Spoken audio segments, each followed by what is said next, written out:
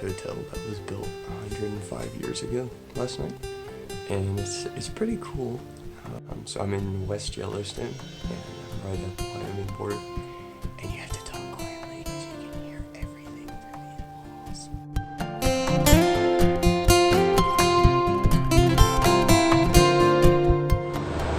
I made it into Yellowstone! Ready to check out everything that I've heard about, and it should be a really great day. I am doing quite a few miles, and my legs are really feeling it from yesterday. Welcome to Wyoming! Montana, you have been awesome, and I'm gonna miss you. State number 5, here we go, Wyoming. All right. I've ridden 9 miles in Yellowstone National Park so far. I've got a pretty decent shoulder to ride on.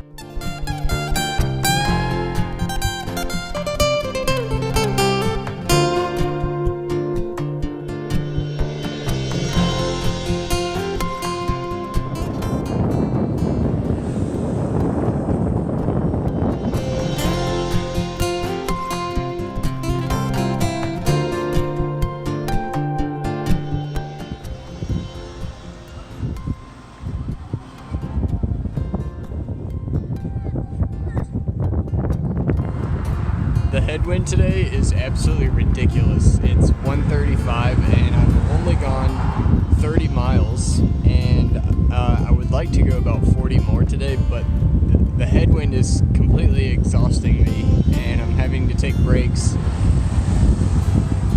very frequently. So I'm hoping this is gonna stop here in a little bit, and I'm gonna take a break at Old Faithful and go check that out. I haven't really been stopping in too many places, as in to walk around, because I'm losing time. I'm going so slowly. So that stinks. But the more miles that I do today, the less that I have to do tomorrow. And I was kind of planning on tomorrow being a light day, just to give myself a little bit of rest, because I've done a lot of mileage in the past 6 days, today included. So I feel like I need some rest.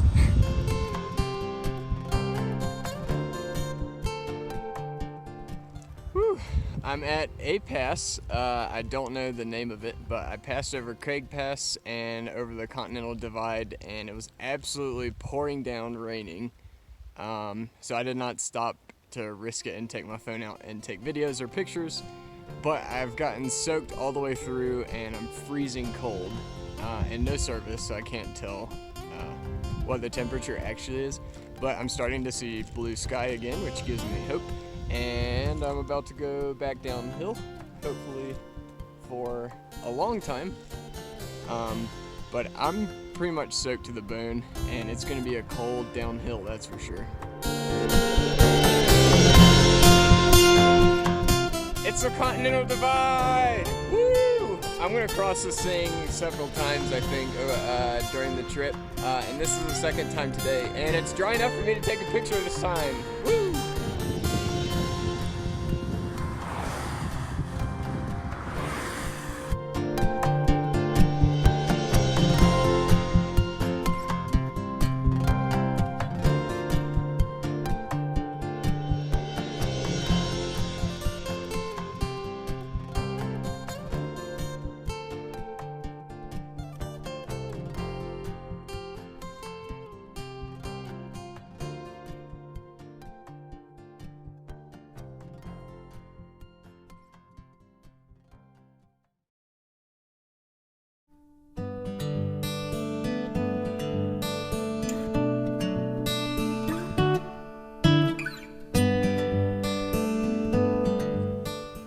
didn't get to my campsite until about 8:50 last night.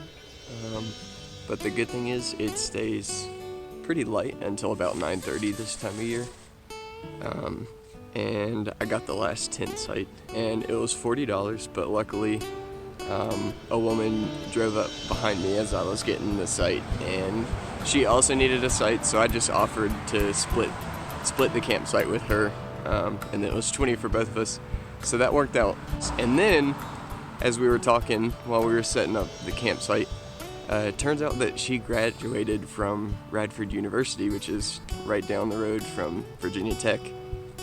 So really small world there. A couple other really cool things happened yesterday. First, about 8 or 9 miles into Yellowstone National Park, this lady pulled over and she got out of her car and she came up to me and asked me if I had bear spray with me. And I told her no, because I didn't really expect that to be a major issue. And she was from New Zealand. Her name's Barbara. And she gave me her bear spray for free because she was leaving the park and didn't need it anymore. So I was really kind. And then, as I was riding past a traffic jam, because anytime there's something cool to see in Yellowstone, there's a traffic jam. And I passed this car with North Carolina plates, and the lady sitting in the passenger seat, her window is down, and she starts talking to me. And she asks where I'm from, and I said, I'm from North Carolina. And she goes, oh, well, we're from Greenville. And I said, that is crazy circumstances. I just graduated from ECU. And turns out that both of them, she and her husband, are professors at ECU. And this is just such a small world that in the first couple miles of being in Yellowstone National Park, where thousands of miles from home, I run into professors at the university that I just graduated from. And then I had some really tough headwinds, and then it rained on me for probably 2 hours straight, and it was freezing cold, and a lot of snow once I hit the southern part of the park. Anyway, kind of a challenging day. I went 79 miles and did not time it well. I was riding much later into the day than I had really intended to. But today I'm planning for it to be a lighter day. I'm going into Grand Teton National Park, and I'm gonna try to stay at a hostel, which I'm hoping is less than 40 miles from here if I've calculated the miles correctly. And then if not, I'll backtrack a little bit and stay at a campground. So today should be good. The sun is out and it's not miserably cold. Dead bear's a dead bear. Man, right out of the gate this morning, there's a steep hill. Massive.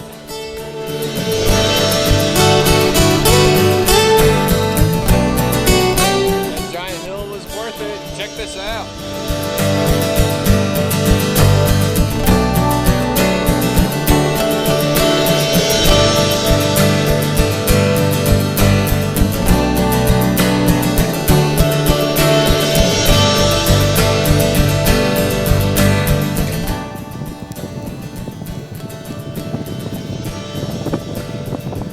First peek at the peaks.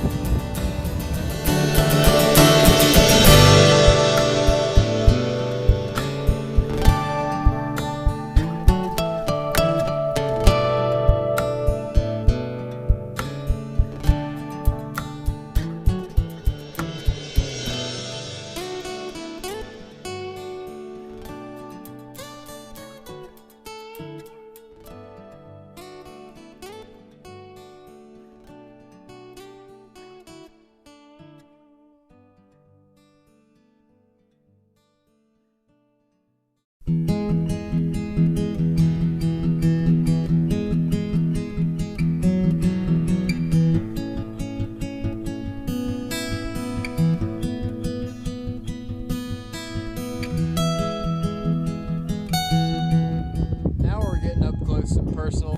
I really wanted today to be an easy day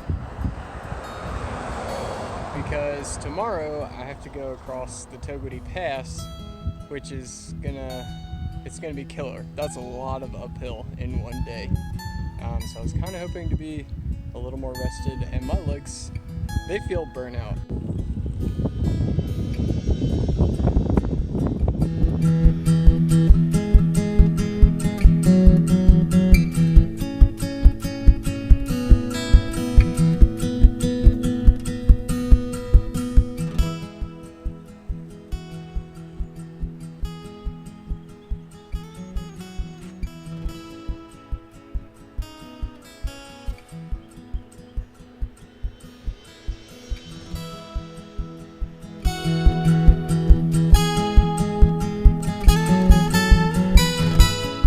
Well, the hostel that I wanted to stay at tonight, it does not open until June 8th, and thankfully the lady at this campground, she had a landline that she could call them and find out for me, so I didn't have to go all the way down there only to ride back to this campsite.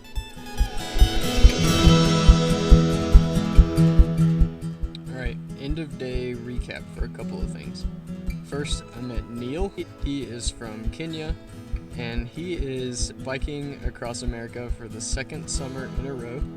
Last year, he was going through Yellowstone, and within a couple hours, 6 inches of snow fell, and he had to be rescued by someone who was driving by.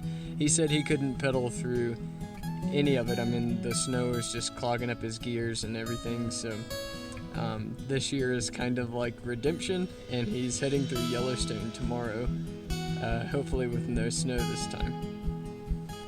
Second thing is, it's 8 o'clock and I'm going to bed.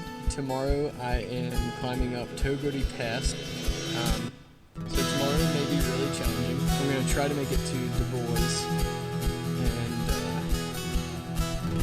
we'll give it our best shot.